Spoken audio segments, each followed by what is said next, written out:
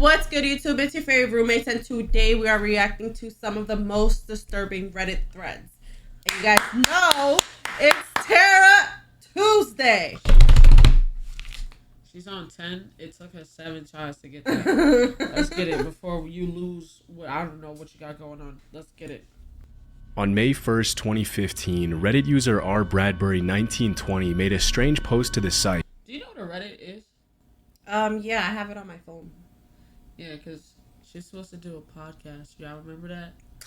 Y'all go follow my pod. Listen! Go follow my The girls I was supposed to do it with. My pod. The girl I was supposed to do it with. The girls, excuse me, that I was supposed to do it with. One wasn't really comfortable with doing it. And then the other one, yeah.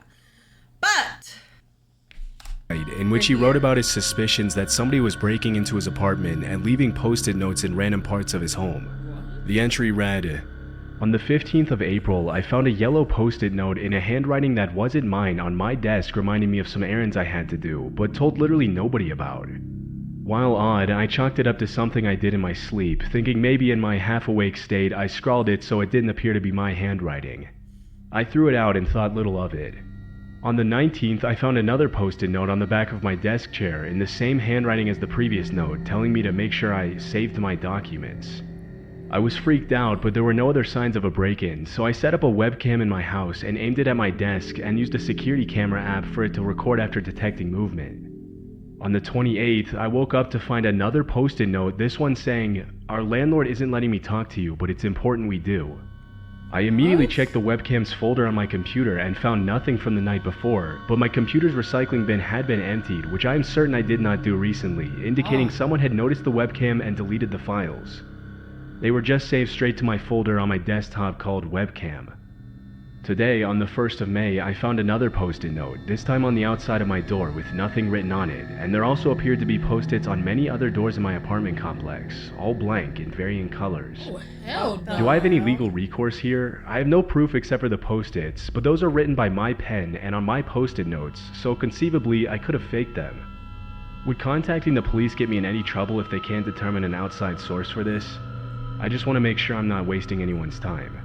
Should I consult my landlord? Those also living in the That's like really weird, because like, what can you do about that? Yeah, literally, because there's no proof. You even tried to record it and nothing. Right. That's weird. But it's like, yo, I'm genuinely not wasting y'all's time. Like, I'm like, this shit is fucking weird. But yeah. What are those people called that live inside your house without you? I don't know. I know. You know what I'm talking about, though. I know there's a term called squatters, but they move in when people. No, it's not squatters. It's like when they literally live inside like your walls. Yeah, they kind of like live there while you're living there. Yeah, it's so weird. I don't know. Did we watch a movie about that? Yeah, it's called No, The Boy is a different movie. That's the movie. That's the scary movie. Where the it's when the doll's alive, but no, we watched a different movie. Remember about someone being killed, and remember the cop was like touching the boy, and the girl and the boy ended up squatting squatting in that house. Oh, when we were in the island. I think we watched it before. No, when we watched it with Mikey and Aaron. Oh yeah. That movie, yeah. Yeah. So those aren't those considered? No, they're not considered. It's not squatters no. because they were still living there. Technically, that's what I'm saying. But they like. Damn, what's the name of that movie? That was a good movie. I think it was on Hulu. He don't know it, but he about to take a shower. Complex? The entry is already extremely odd and a bit concerning, but in a later edit, the uploader mentioned something that took his story to a whole new level of creepy. Edit: I pulled up a letter I received from my landlord back when I moved in, and the handwriting is identical. Could this count as evidence? After reading the post, most people... Is your landlord going to your house and deleting your files? That would, like... Because he has the only key. Yeah, he does have the extra key. So it doesn't, because it doesn't... He said there was no signs of a break-in. Yeah. Would probably find it odd. Hey, hold on real quick. I know it looks like me and Ash is matching, because I just looked at the screen. I had this shirt on first. All right. I planned to wear the shirt today. She planned to. I threw this on. She didn't tell me to plan. I'm like, all right, I got me a Because why black. not take that plan of what I'm gonna wear? But you saw I put this on before you put yours on. You should change your plan. No, because I'm still gonna wear what I want to wear. Anyway, I'll put it on first. We're not matching. We're not Relax. matching. Please. Play the video. They don't care. Girl, hurry up because my 10 is gonna go down to a 1 and I'm gonna fall asleep. So just tell them you don't care about them. That the user's landlord could have any information Stop! Now it's a about him debate that he didn't because- explicitly mention in their Not a debate. conversations. Based on the information in the post alone, it would be almost impossible for an ordinary person to figure out what was causing the mysterious post-it notes to appear in the It was uploader's definitely your apartment. landlord. The unusual nature of the entry made more than a few users think that the uploader was making the story up. So, the handwriting is identical, and the landlord wrote that the landlord doesn't want the landlord to talk to you. Wait, You're probably That is very. that's weird. That is weird. Now that they mentioned that. sleepwalking. Also, I think you're making this up because you're not providing enough detail. Are they showing up after you wake up? So they were there at night? Did you find the post-its coming home? Did you find the one behind your desk by chance, or noticeably the same day? Others jumped into the thread to give the uploader advice.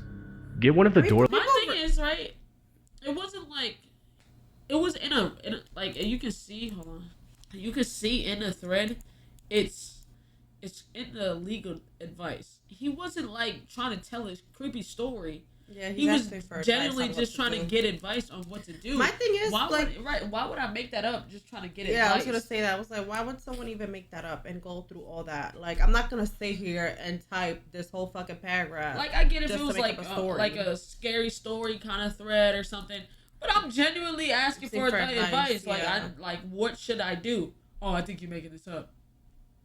Well, what the fuck? Yeah. That's not the advice. I'm here for advice. Stupid. Door locks that can only be unlocked from the inside. If it's the landlord and he is using his key, then he won't be able to get in, at least through the front door. But it wasn't until several hours later that another user named Kakerlak responded to the entry with a comment that took the thread in a very different direction. You seem sincere, and this doesn't appear to be the plot of a Ray Bradbury story. It's possible that your landlord is leaving notes inside your apartment, but they don't make any sense in the context you're describing them. It's likely that you're writing the notes yourself, but you are forgetting. Do you use post-it notes as reminders in any other parts of your life or job? Yes, this might be a mental health issue. You might be experiencing some sort of dissociative disorder. Or it might be a physical problem. You mentioned that you have a very unusual narrow bedroom with no windows. Is there a chance that you are not getting enough ventilation when you sleep, or that there is a carbon monoxide leak in the building? A cheap CO detector, which you should have anyway, is a fast way to find out. You also have really bad headaches. You know your own medical and mental history and your other experiences. If you think these incidents might be you, writing notes to yourself, there's no shame in getting someone qualified to give you an opinion.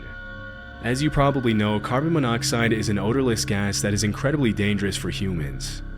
At low concentrations, it can cause headaches, dizziness, and confusion, but at high levels, it can easily kill you. For Kakerlak to know that the user had an unusually narrow bedroom with no windows, he would have had to go through some of R. Bradbury's older posts, which is ultimately what gave him enough information to come up with a solid hypothesis and potentially save I was gonna say, wait, where did he get all that information from? Because that wasn't in the post. the uploader's life. 3 years after the incident, WBUR Boston Public Radio turned the thread into a podcast episode as a part of their Endless Thread cooperative project with Reddit. In the episode, they interviewed Kakerlak, whose real name is Ken Roach, an engineer who had been through a similar experience with carbon monoxide. When asked about how he came up with his hypothesis, he replied, "There was a past post where R. Bradbury 1920 was asking in an interior design subreddit about how to fit a desk and bed into a really narrow apartment that they were moving into that didn't have any windows. That got me thinking, gosh, an apartment in Boston with no windows, of course they're hallucinating. Their landlord is not coming in and writing notes, but why are they hallucinating?" R. Bradbury replied to Kakerlak's comment just a few minutes later saying, "I have had really bad headaches, and I actually already do have a CO detector. Guess I should probably take that out of its box and plug it in."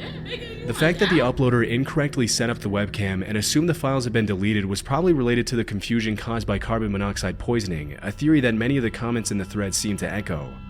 Following the original uploader's reply, several users jumped into the thread to praise Kakerlak and highlight how badly things could have turned out if he hadn't been active on the thread at that exact moment. Kakerlak just saved your life, R. Bradbury 1920, literally. Seriously, send that guy. Wait, what? I said he said he put a webcam, but wouldn't he see They said himself that- writing the notes? Apparently, they were saying that he set it up wrong. Money. The probability of joining these two people, one with the problem and the other with the ability to pick out the details and propose a hypothesis, is absolutely insane. R. Bradbury 1920 could have choked on himself Oh, I thought I was bugging. Did you hear that in your right ear? Yeah. I was like, there's a foot. What the fuck? for years before reaching this conclusion. Talk about crowdsourcing information. In a comment that he made on another post a couple of years later, R. Bradbury provided a few more details that clarified his situation a little more. In my case, it had to do with my bedroom not having windows. It was not technically a bedroom, but cheap apartments and rules don't get along, and my unit being directly over the parking garage. There were numerous other issues with the building that further facilitated the severity of my situation, including, as you mentioned, issues with the furnace and ventilation. Since the incident in 2015, R. Bradbury has been active on several threads, replying to people who were in similar situations to him and helping them understand the symptoms of carbon monoxide poisoning. After Kakerlak's life-saving reply in the original post, there was one small detail that was left unresolved. Why did the landlord's handwriting match the writing on the post-it notes? Although R. Bradbury never commented on the matter himself, other Redditors in the thread came up with their own theories. Bit late to the thread, but how does that explain the fact that the notes had the landlord's handwriting? Guess I hadn't caught that. Either everything is a lie, his handwriting looks odd when he's tripping on carbon monoxide, or he was just being paranoid. That doesn't explain how the landlord's handwriting looks identical to the post-it notes. Bad handwriting while blacked out mixed with paranoia? I don't know, man, I'm not the OP. Considering the uploader initially thought the post-its were being left there by the landlord, it's highly likely that he imitated the handwriting from the letter in his confused and potentially paranoid state. This is the only loose end in the incident that was left unresolved. But one thing we know for certain is that if Kakerlak hadn't replied to the post as quickly as he did, things could have ended tragically for R. Bradbury, and probably some of his neighbors as well. Damn. At around 1 a.m. on October 4th, 2010, Reddit user Khaled the Gypsy posted a concerning entry with the title, "Does this mean the FBI is after us?" Me and my friend went to the mechanic today, and we found this on his car. I'm pretty confident it's a tracking device by the FBI, but my friend's roommate thinks it's a bomb. Any thoughts? So you just have it in your hands? Like, what the fuck? What the fuck? It won. I should also clarify that the FBI had an interest in my friend since his father passed away, as he was a religious leader, and they've made attempts at contacting my friend to spew racist questions. Edit 2. I should have been more clear when clarifying, but religious Muslim leader, and I'm an ENT. But it was my friend's car, and he doesn't use Reddit. My plan was to just put the device on another car or in a lake, but when you come home to two stoned people who are hearing things in the device and convinced it's a bomb, you just gotta be sure. Edit 3. More pictures. Edit 4. People keep repeating some posts, so I'll address the more frequently asked questions here. The device was found near the exhaust, but further in. My friend's father was a Muslim religious leader. It is not an ex-girlfriend that placed the device on his car, nor some random other employer or such. He bought the car a little under a year ago, and it wasn't there for sure then. Last edit. I'm doing another post because the story has many new developments, hopefully within a few hours. A comment that quickly rose to the top read, "It's a Guardian ST820.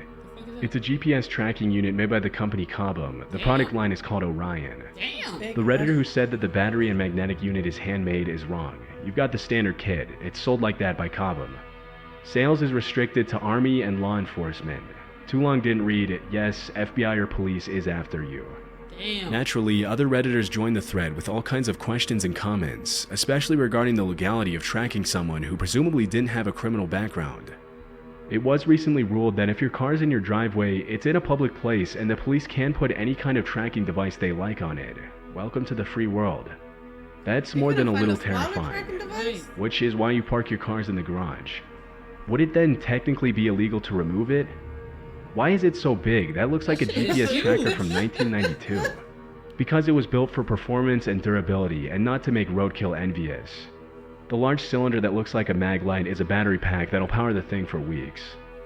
At one point in the discussion, the OP asked, "Are there any lawyers in this field reading this? If yes, please advise." I am. My advice is that you get your friend a lawyer fast. On October 7th, 2010, just 2 days after the original entry, the OP posted this update. Update 2, does this mean the FBI is after us? The original post here is the first part of the story. That being said, the follow-up for my friend's story is actually on Wired.com as a story there. The FBI is actually now trying to get in touch with me about some posts. Damn. So as not to Wow. anger our government agency any more than I already have, I won't be posting a lot about that, but feel free to ask any questions regarding my friend and I. According to the Wired.com article, the FBI sent a half-dozen agents to the uploader's friend's house in Santa Clara, California, less than 48 hours after the original Reddit entry was posted. From my research, Khaled the Gypsy's friend, then 20-year-old Yasser Afifi, is the son of the late Aladdin Afifi, former president of the Muslim Community Association in California. Although Aladdin himself moved to Egypt in 2003, his son Yasser returned to California alone in 2008 while his father and brothers stayed in Egypt. Because of the government's perception of his father's work, he had been on a federal watch list for a while and was regularly taken aside at airports for secondary screening. On the day he was visited by the FBI, the agents demanded their tracking device back and made it a point to let Yasser know that they knew pretty much everything about his life, including where he and his girlfriend frequently went out to eat, that he had been laid off from his old job and hired at a new firm, and was planning a business trip to Dubai soon. After interrogating and intimidating him for a while, they brought up the fact that his friend Khaled, the original uploader in the Reddit thread, had recently made a blog post on another site that allegedly had something to do with a mall or a bomb. After an unidentified person called the FBI to let them know Yasser and his friend were threats to national security, the two friends were immediately flagged, even though it was later found out that Khaled's blog post was meant as a casual joke in an online forum. Eventually, the FBI left both of them alone, but the case caught the attention of the American Civil Liberties Union as the tracking device was installed following a recent ruling saying it's legal for law enforcement to secretly place a tracking device on a suspect's car without getting a warrant, even if the car is parked in a private driveway. As soon as the whole mess was cleared up, Yasser and Khaled's case was used to challenge the ruling on tracking devices, which is a battle that continues to this day. Huge, too. Yeah, The can't two go friends wrong. haven't been bothered by the FBI again. No, that's weird. Imagine, like, you don't know what's going on, like, and you just go to check your car. You got a big ass tracking device. I remember when the FBI came to pick up my sister. The FBI came to pick up your sister. Yeah, because someone she knew like passed away, and I don't know. I think they were like in some bad shit or something, and they like questioned my sister, and then they dropped her off at home. But she wasn't into anything. She didn't really know. She knew the person, like, I guess, like from somebody. They weren't like friends, but I guess they like had some type of contact, and they picked up my sister. So you're all just a bunch of heathens. No, Stop. Put that down. You got the damn address on it. it was this It side. don't matter. Oh, my bad. It still has information on it. But yeah. Damn. Second time. On January 21st, 2016, a Reddit thread titled, "To those who have accidentally killed someone, what went wrong?" was started by a user on the site. Although the entire discussion was later deleted by moderators, I was able to find the original post using a Reddit Wayback Machine. In the days Is this following the like a upload, genuine- the thread received like almost a 7,000 genuine upvotes question, and or more than you- 10,000 comments with people confessing to all kinds of horrible crimes they had accidentally I don't committed. think it, like, I don't think they killed someone. They're saying, like, what went wrong, like, how did you accidentally kill them? Or something, you know? In the past. As in any other Reddit discussion, most of the responses were obviously fake. However, a few of them were actually believable. Not sure if it was an accident, but while in college in my first apartment, I came home from work at 3 a.m. Some dude was in the hallway outside my door, and I had a bad feeling about it. I paused and went to get the mail, hoping he would leave. Nope, I came back and he was waiting at my door. I asked him what was up, and he said he was looking for John. My name is not John, and I lived alone. I asked him to move and let me in my door. He told me to F off and get John. I slid between him and the door, opened it, and he pushed his way in. I pushed him out. He took a swing at me. I swung back, hitting him in the eye, which caused him to fall back and hit his head. Out cold, forever. Wow. Apparently, John was the guy who lived in the apartment before me. The dead guy spent 5 years in jail because of John ratting him out for drugs. Dead guy came back to get some revenge. Got dead instead. That's actually God. Most of the that is- comments were similar in nature to this one, but one particular response made by a now deleted account stood out more than any of the others. This still haunts me to this day. As kids, we had a hideout in a dirt cliff/cove. This is the best approximation I can find on Google, only 3 times taller and probably 10 times as wide. There was a neighborhood kid who, in hindsight, was probably mentally handicapped in some way, but to us he was just a weird/creepy kid. This was the 80s, and we weren't exactly raised PC. 3 of us were headed to our base and found creepy kid sitting on top of our guard chair. We yelled at him to get out, and he said something like "make me," and started lobbing dirt clods and sticks down at us. We all ran around the side to make our way up. It gets pretty fuzzy here, but all I remember is he fell. I still remember the sound. When we got back down to check on him, he was in a very awkward position with blood coming out of his mouth. We all just freaked out and ran home, and as far as I know, no one has spoken a word of this to anyone. We didn't go back for over a month, and never said a word of it between us. Again, this was the 80s, so media wasn't like today. Chances are I got a small article in the newspaper B section. Missing mentally disabled child found dead after fall, or something like that. Most of the responses to that confession were pretty unremarkable, but one comment sparked a mystery that remains unsolved to this day. Was it Scott Kleesholt? He went missing in 1988 in St. Charles, Missouri, correct? That would make you around 10 or 11 at the time he went missing. He would have been 9. The fact that the response included such specific information on a particular case raised a red flag for many users of the platform who went to do their own research on the case. According to what I found, Scott Kleesholt was a young boy who grew up in the 80s about 20 minutes from St. Louis, across the Missouri River. He loved playing outside in nature and spent most of his time exploring an area near his home known as the Trails, where the locals went to bike and hike and explore the vast network of underground caves and tunnels. That's actually crazy. That's why you can't go spilling your guts on the internet, bro. They gonna look. 8th, 1988 was the day of Scott's first grade graduation. His parents had promised him that they would buy him a new pair of shoes and take him out to dinner to celebrate the occasion, and when he got back from school, he went to the trails to play while he waited for them to get ready. To make a very long story short, Scott never came back, and his disappearance was immediately reported by his family. Unfortunately, a violent storm broke out that night, followed by a series of flash floods, which complicated the search for the boy.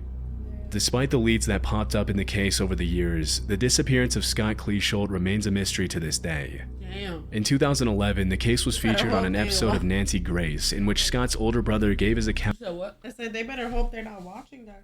Right. of what happened on the day of his brother's disappearance. Who was the last person to see him? As far as I know, family and friends would have been my older sister Stacy before she had left for work and stuff, and she was there when he had come home and changed after school and that. So, as far as I know, it was Stacy. And what did Stacy see?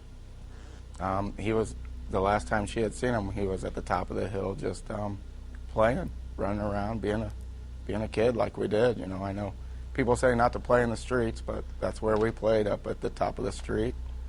And that's where he was. And this was a fairly urban but rural area, too. You were sort of out in the country, right, where kids just could feel free to play? Yeah, it was a neighborhood. I mean, it was a neighborhood full of 100 kids probably in the neighborhood, but, you know, right 5 minutes from our house was nothing. Farmlands and fields and dirt trails and stuff like that. How violent was that storm late afternoon, and Damn. Did you think your brother had just hidden to have cover? Yeah, it was a pretty bad storm. You know, it just came and went pretty quick. You know, I don't think he necessarily hid somewhere. We just assumed that he was inside someone's house, you know, playing inside with another friend. You know, and that's just kind of then started knocking on doors, on every door. What's most disturbing about the Reddit comment, however, is that almost immediately after the user posted the comment regarding the accidental potential death, the confession along with his entire account was deleted, which came off as extremely suspicious to other Redditors in the thread. According to the St. Louis Post, Scott was last seen in the 3300 block of Leverens Drive near the trails. Based on the current Google Maps aerial view of the location, the description of the area by the Reddit user initially doesn't seem to match up with the images, but one user on another thread mentioned that the location that is now Fox Hill Park in St. Charles had dirt trails and several steep gorges cutting through it in 1990. It's a little over a mile by foot from the last sighting of Scott Kleesholt. Route I-370 wasn't built then, so it was accessible by foot. Today it has been graded somewhat and has stormwater management areas, but you can still see the cliffs. Based on this account, it's not hard to see how the Reddit user's story could match up with what actually happened. Although none of this is certain, the similarities between the two accounts, coupled with the fact that the user deleted his account after being called out, made it a very real possibility that he was somehow tied to Scott Cleeshult's disappearance. Even though the entire thread was deleted by moderators, the user who responded to the confession and suggested the boy being described could have been Scott posted an update that same year in a different thread to make sure the post got the attention it deserved. I'm only posting here as it was removed from r/askreddit, and they didn't seem keen on the idea of reinstating after I removed the potentially identifiable info. And if this has any chance of getting public awareness on these kids or this story and potentially bringing some closure to the families of the missing ones, then I want people to see it. Since that day in 2016, there have been no further relevant updates to the case, which means we'll likely never know what happened to Scott or if the mysterious Redditor had anything to do with it. Yeah. That's crazy. That is so crazy. I would have kept that shit to myself. On July 29th, 2019, user IcemanThrowaway123 posted an entry in the Afraid to Ask subreddit, which ended up getting over 20,000 upvotes and thousands of comments and replies. The title of the entry was 12 Mysterious and Identical Stores Open Up on My Street. What? Hold on.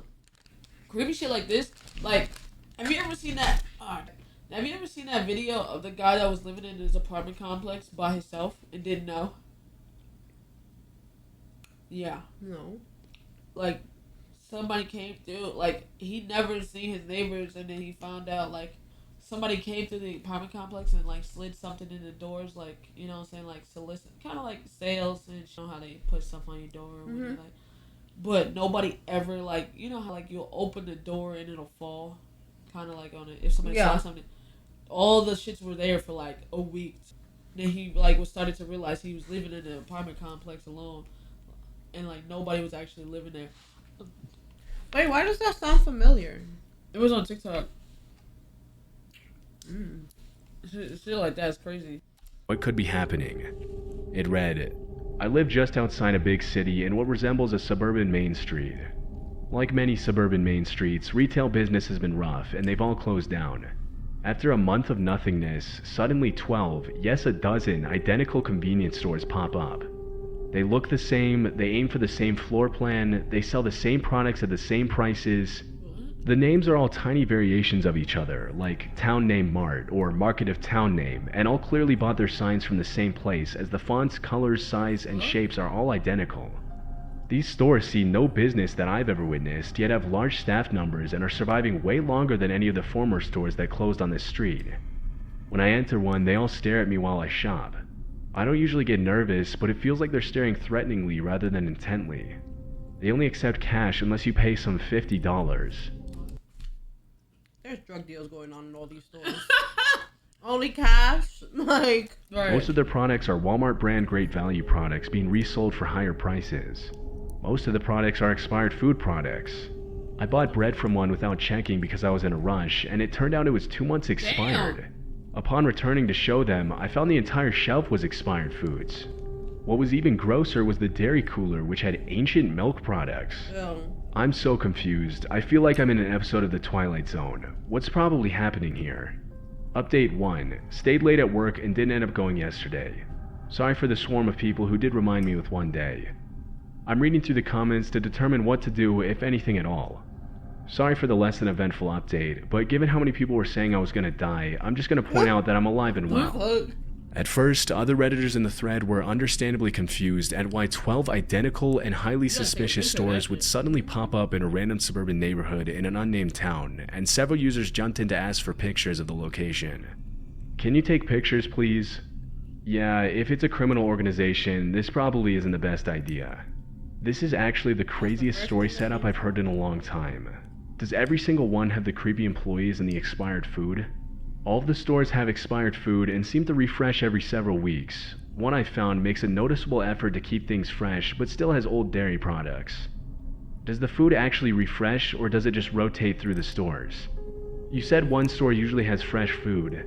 Is there a chance that they buy it from the distributor and then act like the distributor for the next store, so all 12 stores are always stocked, but they only have to buy it once? This is crazy, but it also makes so much sense. Because the OP took a while to answer in the thread, other users started coming up with theories regarding what could be happening, with most of the speculation pointing to a potential money laundering or human trafficking scheme. One user with a now deleted account shared a similar experience by responding, 1000% money laundering. We had a pizza place on my block that was always open but never sold any products. One time, shortly after I moved here, I walked in and asked for a slice, and the guy at the counter stared at me looking confused, then walked into the back. He came back out with, I'm pretty sure, a slice of pizza from the Domino's next door that had been reheated in the microwave. Oh, hell no. He just slid it over to me and said nothing, so I had to ask for a price. Again, he looked genuinely confused and was like, $4. Apparently, everyone in the neighborhood knew what was up, so the guy didn't understand why someone was there looking for pizza. Other users had different ideas. That's it, I bet it's human trafficking. The concept being that they pop up stores where they can rotate 4 to 6 employees from the stock room to the front. With 4 to 6 employees available 24 hours, you could definitely bring in the cash to justify a small retail space in a small town, and expensive property costs. Is your small town close to a larger metropolis by chance?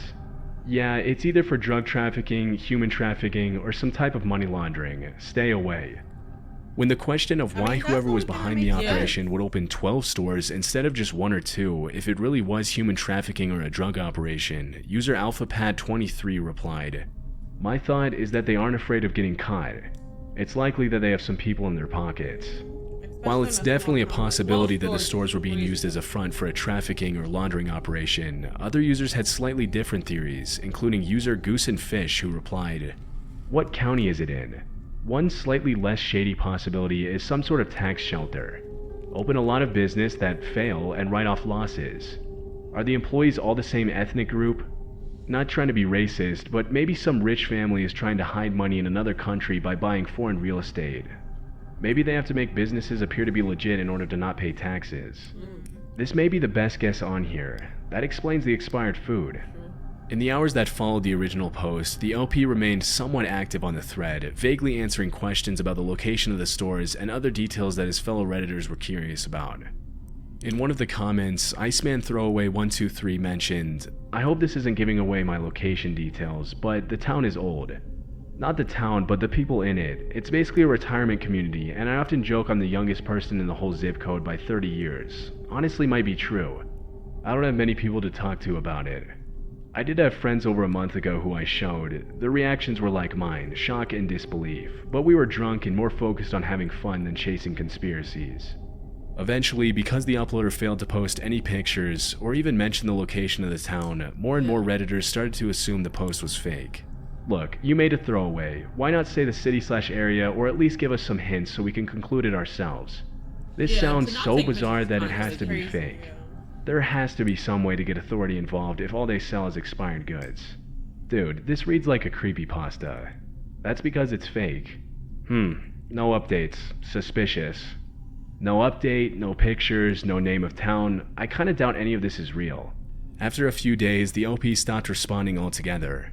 That was the last post, comment, or thread he ever participated in with that account. Whether or not this story is actually true is still up in the air. The post remains a mystery to this day. Oh, you writing about us on Reddit, nigga? You know. In 2011, the subreddit The Truth Is Here was created for people to share personal encounters with the paranormal and unknown.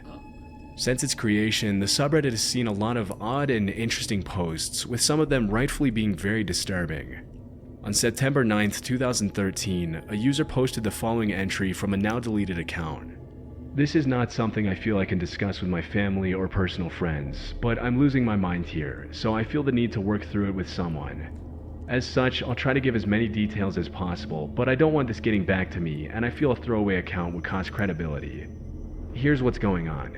I lived in this apartment complex 4 years ago when I was 16 years old. We did not stay here long due to problems with the lease, but during that time I spent quite a few hours walking around the grounds. Now, on the east side of the complex is a bike trail that's raised up on a slope. It makes a half circle around the complex and then carries on into the rest of the city. One night, I was walking my dog Shasta along this trail. It was around 10 p.m. in May, so it was pretty dark at that point. I reached the bend in the trail where the path leaves the complex, and there was a guy standing there. White guy, maybe 35 years old. Couldn't see his eyes. He was not doing anything. Smoking, walking a dog, tying his shoe. He was doing nothing at all. He was wearing a puffy down coat and had his hands in his pockets, and he was just staring at me. I laughed a little and tried to make that awkward kind of conversation that you do when you bump into a stranger, but the guy said nothing, just kept staring. So me and the dog sidled around him and walked on.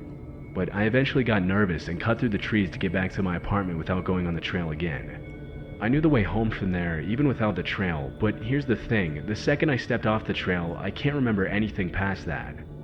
It was like I blinked, and suddenly I was in the hall inside my building, turning a key in the lock of my apartment.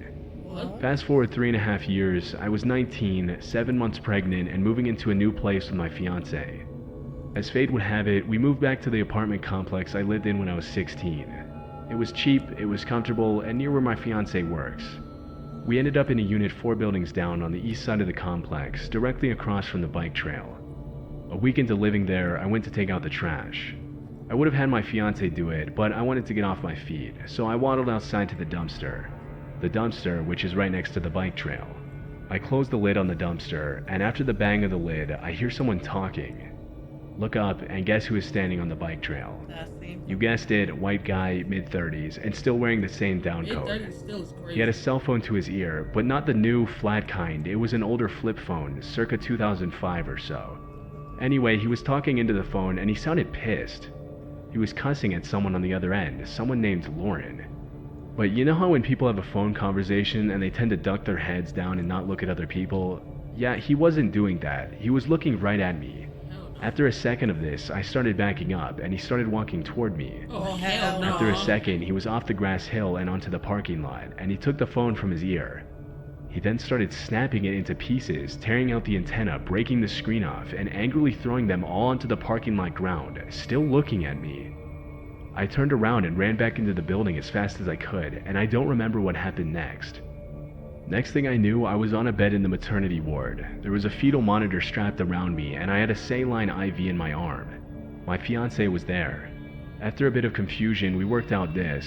I came in from taking out the trash, and I was calm. I didn't say anything about the guy with the cell phone. I watched an episode of Battlestar Galactica with my fiance and started throwing up a bit, which was normal for my pregnant self. But I spiked a pretty nasty fever later, so there we were at 5 a.m. in the hospital making sure I was okay. All this time, apparently, I was perfectly alert, and on the way to the hospital, I apparently talked about our plans for the upcoming Christmas.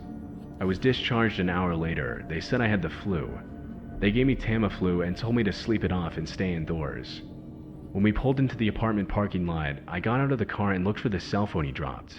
It was there, but it looked like it had been run over, probably by us, and was cracked into dozens of pieces. I collected what I could, and it looks like it was a Nokia 6085. This happened in December 2012. Today is Monday, September 9th, 2013. I have not seen the man in the down coat since then, until this morning. My fiance, yep, still not married, leaves for work at 6 a.m. Not working until 1 p.m. myself, I'm usually still asleep at this point. Around 8 a.m., I got up and put a robe on because somebody was knocking on our door. Shasta was growling at the door, which was a little unusual.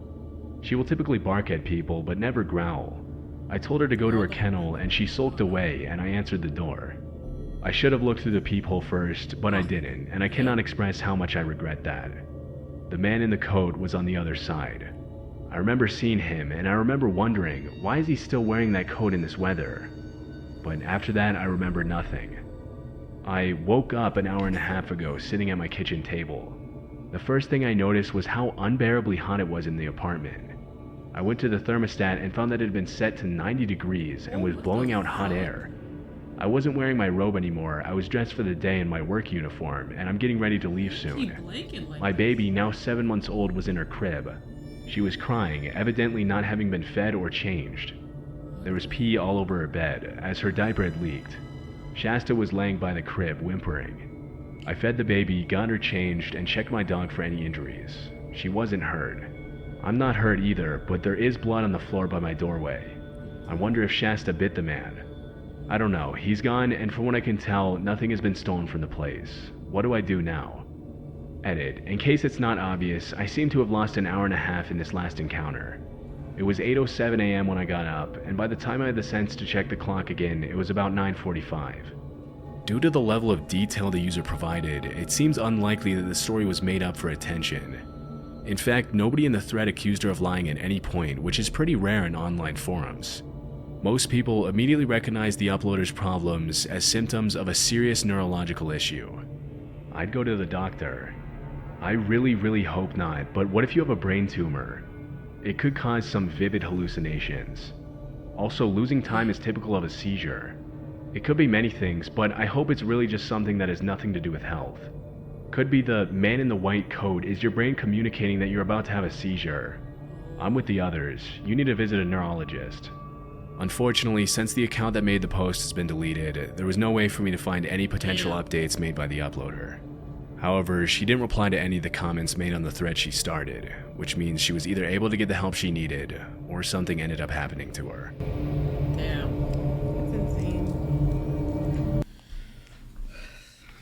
Wow. That's a little. I kind of want to know what happened to her. Yeah. Like, that's what I mean. Like, stories like that, it makes you, like, want to know, okay, well, so what happened next? Yeah. That's actually Especially insane. movies that happen like that. I hate it. But anyways, this was not a Terror Tuesday. It was kind of shit, like... Alright, so, well, I guess we'll just do the fucking spooky vids again. Well, I didn't see... This could be like a spooky type video. I don't feel like it's Terror Tuesday qualified. Let me know if you agree with me.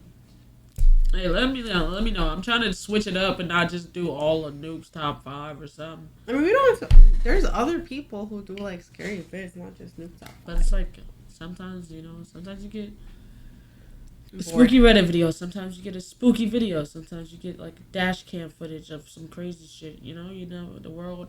So we could do spooky videos and then, like, horror. I don't know. Anyways, sayonara, nigga. Now, like the video, subscribe, turn on notifications. My nose is itchy.